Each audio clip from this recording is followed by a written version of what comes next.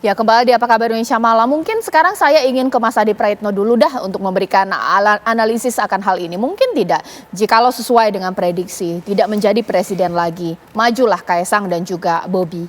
Partai politik yang memberikan dukungan akan pikir 1000 kali. Kalau saya melihat karena Kaesang dan Bobi ini selalu dikaitkan dengan Pak Jokowi, tentu pasti akan dikonsultasikan dengan Pak Jokowi.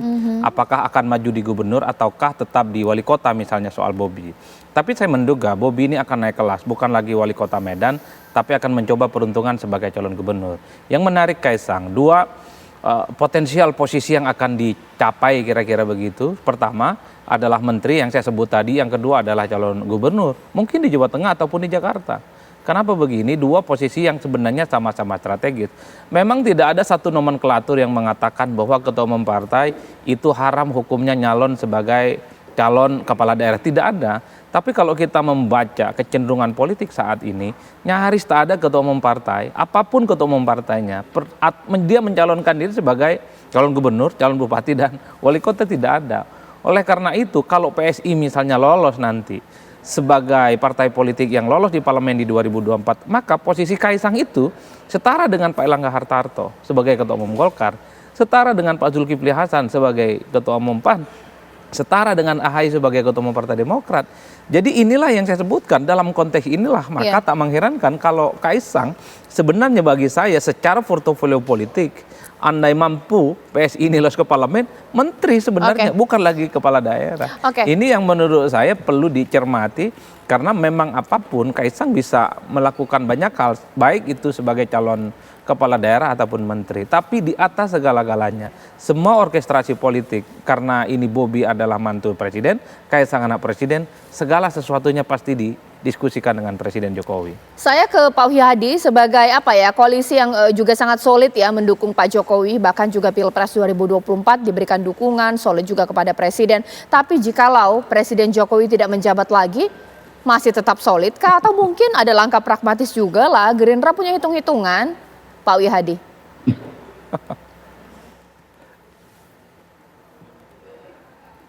Pak Wihadi. Ya, di mute ya. Oke, silakan lanjutkan. Ya, jadi kita ini kan sekarang koalisi besar yang bisa mengusung presiden, dan ini kita mengharapkan bahwa koalisi besar itu juga akan berkelanjutan dalam pilkada. Tetapi dalam hal ini kita harus melihat juga bahwa situasi kondisi daripada daerah masing-masing itu tentunya akan ada sedikit perbedaan. Bahkan mungkin juga koalisi akan bisa bertambah dengan partai-partai yang lain.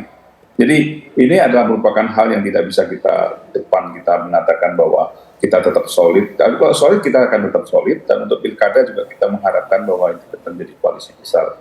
Namun bagaimanapun juga bahwa pilkada itu dinamikanya berbeda dengan pilpres yang sekarang ini, dan itu tadi kemungkinan bisa bertambah bisa berkurang itu bisa saja terjadi karena tergantung daripada daerah masing-masing.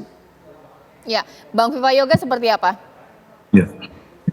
Ya kalau misalnya Mas Bobi maju bulan November 2024, saya masih meyakini bahwa koalisi Indonesia Maju Plus yang menjadi bagian dari partai politik pemerintah juga akan mendukung. Apakah itu dari berbagai partai politik yang ada nantinya, karena ukuran dari pilkada sama dengan pemilu legislatif dan pemilu presiden, yaitu diukur berdasarkan nilai popularitas, nilai elektabilitas, dan itu menjadi ukuran yang rasional karena sampai saat ini pun Mas Bobi memiliki nilai yang baik untuk itu.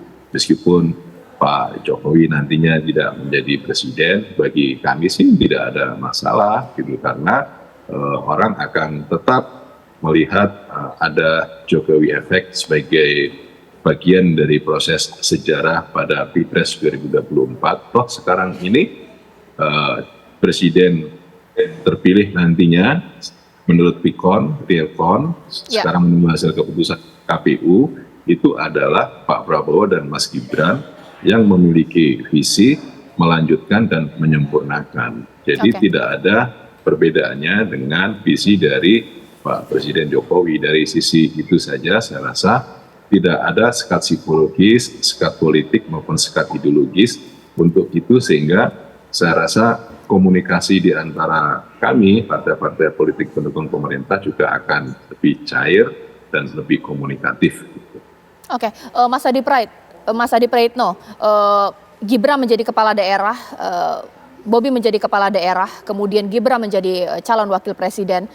Jokowi efek saat ini dalam kondisi dan analisisnya, tendensinya sebenarnya positif atau negatif sih? Jikalau kemudian diulang lagi, Bobi naik menjadi Gub 1 atau mungkin Kaisang menjadi Cawalkot, seperti apa? Apakah menjadi tendensi positif atau negatif? Kalau bicara tentang tendensi dan persepsi publik, ya negatif, itu tidak bisa dibantah. Tapi satu hal, Cak, bahwa sesuatu yang negatif itu seringkali tidak bisa dikonversi terkait dengan kalah dan menang. Semua orang bicara tentang putusan MK, semua orang mengutuk bicara tentang politik identitas dan politik dinasti. Tapi apa yang terjadi? Semua tidak bekerja. Bahwa yang terpilih adalah misalnya salah satu putra terbaik Pak Jokowi yang berpasangan dengan Pak Prabowo Subianto. Siapa yang tidak mengutuk soal putusan MK, soal pelanggaran etik terkait dengan politik dinasti? Tapi itu kan bukan konsumsi utama yang kemudian menjadi variabel seseorang mau memilih ataupun tidak seorang calon. Oleh karena itu bicara tentang ini keluarga besarnya Pak Jokowi, ini kan hanya menjadi wacana yang berputar di kalangan elit, kelompok menengah ke atas. Di bawah itu nggak ngerti. Orang taunya adalah seorang kandidat dia mampu bekerja, seorang kandidat dia terjun langsung ke masyarakat, seorang kandidat itu dipromosikan oleh partai-partai pengusungnya. Itu yang terjadi. Karena preferensi orang memilih gubernur, bupati dan wali kota bukan karena dia anak siapa, bukan. Tapi karena dia itu disokong oleh mesin partai, dianggap humble, dianggap sederhana dan sering bertemu dengan masyarakat. Jadi kalaupun toh Bobi maju, ini terindikasi sebagai menantunya Pak Jokowi. Memang dalam banyak hal persepsinya negatif, tapi itu tidak merusak soal pertarungan terkait dengan elektabilitas. Ataupun Kaisang misalnya, entah maju di Jakarta ataupun di Jawa Tengah, itu juga tidak ada kaitannya bahwa ini anak presiden, persepsinya negatif. Orang tutup mata bahwa itu bukan variabel penting. Selama itu masih anaknya presiden, tapi berbeda nanti. Setelah Pak Presiden Jokowi tak lagi jadi presiden, persepsi negatif itu akan kemudian dia membesar sebagai sesuatu yang tidak bisa terkendali. Itu artinya apa? Efek seorang presiden itu luar biasa karena posisinya yang menurut saya memiliki daya jangkau dan daya dukung yang tanpa dari arah manapun, tanpa diduga, dia itu memberikan support politik yang tanpa diduga, dia akan memberikan dukungan yang cukup luar biasa. Oleh karena itu bagi saya, Caca, akan beda rasanya kalau pilkada ini di bulan September dan November. Kalau November pilkadanya, maka Bobi dan Kaisang bukan lagi sebagai anak presiden. Saya meyakini bahwa Bang Wihadi, Prabowo Subianto jadi presiden, Gerindra misalnya, nanti bagi saya akan cukup determinan. Kepala-kepala daerah tentu saja itu akan didesain tentu sesuai dengan selera Prabowo Subianto sebagai presiden yang tak akan mungkin diterminasi oleh siapapun. Pak Wihadi boleh ditanggapi? Ya, tentunya bahwa sebagai seorang presiden tentunya dalam hal pilkada juga mempunyai kepentingan dalam menjalankan program-programnya. Itu salah satu hal yang memang tidak bisa kita bantahkan. Dan tentunya dalam hal ini kalau kita melihat bahwa yang disampaikan oleh Pak Alfa tadi mengenai masa keberlanjutan, kita masih mengusung keberlanjutan programnya Pak Jokowi. Jadi saya melihatnya bahwa sekarang ini apapun yang terjadi adalah bagaimana komitmen dari kepala daerah untuk melanjutkan program-program Pak Jokowi.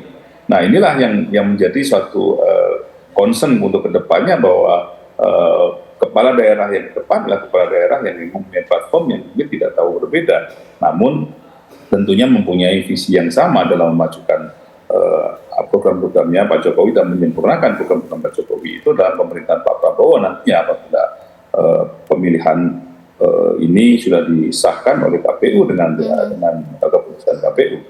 Ini adalah satu hal yang memang tidak bisa kita sekarang kita akan sampaikan bahwa pasti akan begini akan begitu, tetapi ini jelas adalah suatu prediksi-prediksi di sini. Namun dalam hal ini kita melihat tadi Mas Adi juga mengatakan bahwa Pak Jokowi sudah lagi menjabat sebagai presiden pada saat November.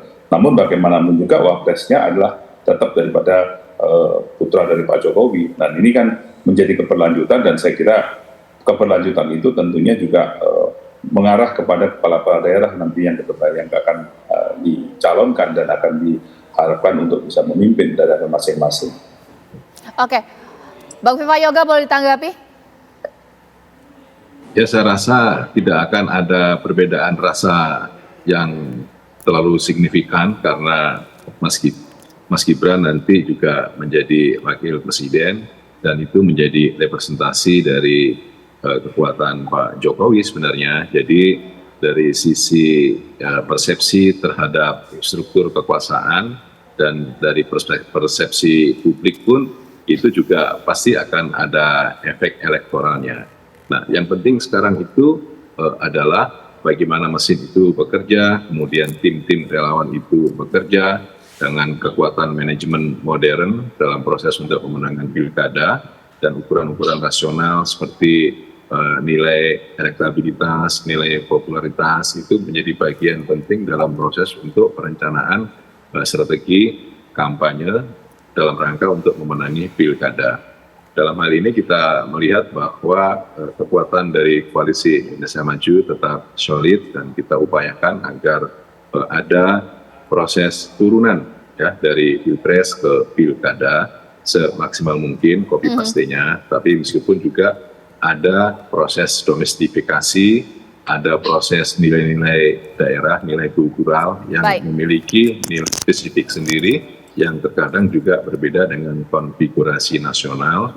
Dan itu akan kita kaji, kita lihat bagaimana perkembangan selanjutnya untuk proses pilkada sebagai bagian peningkatan pendidikan politik. Oke, padahal partai-partai yang saat ini saya undang, Gerindra bahkan juga PAN ini adalah partai hebat-hebat, tapi tidak bisa menahan godaan kalau anak presiden mencalonkan pasti mereka dukung. Ibaratnya menjadi kendaraan mengantarkan pemenang yang dianggap memang populer. Kalau cuma mengantarkan saja ibaratnya kendaraan, sama dong kayak ojek online, padahal mereka punya kader-kader bagus sesaat lagi.